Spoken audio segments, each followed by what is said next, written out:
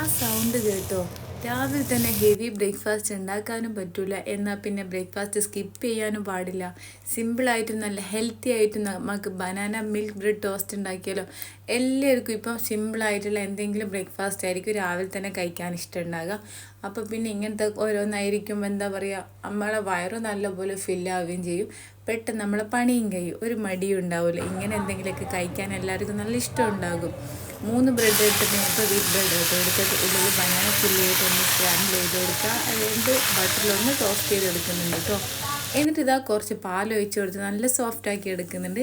എന്നിട്ട് മേലെ കുറച്ച് പഞ്ചസാര ഇട്ടാൽ നേരത്തെ ഈ സൗണ്ടില്ലേ അത് കേൾക്കാൻ പറ്റും കേട്ടോ. നല്ല ചൂടിൽ അടിപൊളിയായിട്ട് ഇത് കഴിക്കാൻ നല്ല രസമാണ് കേട്ടോ. അങ്ങനെ രാവിലത്തെ ബ്രേക്ക്ഫാസ്റ്റ് കഴിഞ്ഞ് ഇനി ഉച്ചയ്ക്ക് എന്തായാലും ഹെവി ആയിട്ടുള്ള ലഞ്ച് തന്നെ വേണ്ടി വരും. കുറച്ച് കഴിഞ്ഞാൽ നമുക്ക് വീണ്ടും വിശക്കുമല്ലോ. അപ്പോൾ പിന്നെ പെട്ടെന്ന് ഈ പണിയിലേക്ക് പോവാം. അപ്പോൾ ഓക്കെ, ബൈ.